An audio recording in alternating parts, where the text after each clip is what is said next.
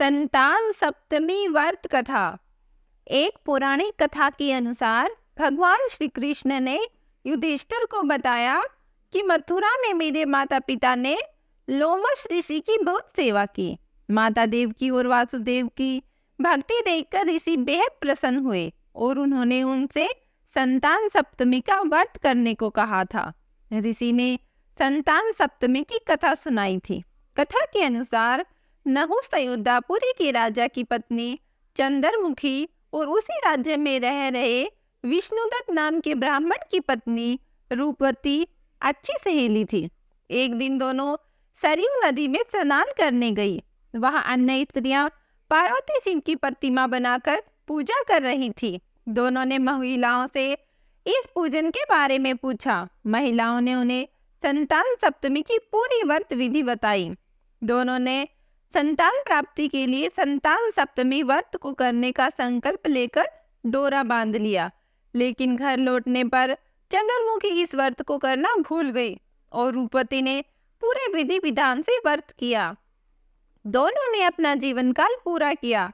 मृत्यु के पश्चात रानी वानरी और ब्राह्मणी ने मुर्गी की योनि में जन्म लिया। मुर्गी योनि में भी रूपवती ने अपना संकल्प याद रखा और प्रभु को याद करती रही। कालांतर में दोनों पशु योनि छोड़कर पुण्य मानव योनि में आई। इस जन्म में चंद्रमुखी मथुरा के राजा की रानी बनी, जिसका नाम था ऐश्वरी। वही ब्राह्मणी का नाम भूषणा था। इस जन्म में भी दोनों में बड़ा प्रेम था। भूषणा को पूर्व जन्म का व्रत याद था, इसलिए उसकी इस जन्म में 8 संतान हुई। लेकिन रानी व्रत भूलने के कारण इस जन्म में भी संतान सुख नहीं भोग पाई।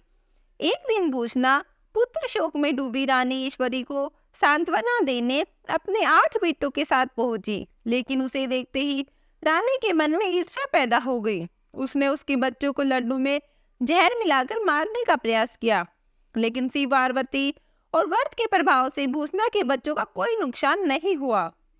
उसने भूषणा को बुलाकर सारी बात बताई और फिर क्षमा याचना करके उससे पूछा, आखिर तुम्हारे बच्चे मरे क्यों नहीं। भूषणा ने उसे पूर्व जन्म की बात याद दिलाई और कहा कि संतान सप्तमी व्रत के प्रभाव से मेरे पुत्रों का बाल विवाह का नहीं हुआ।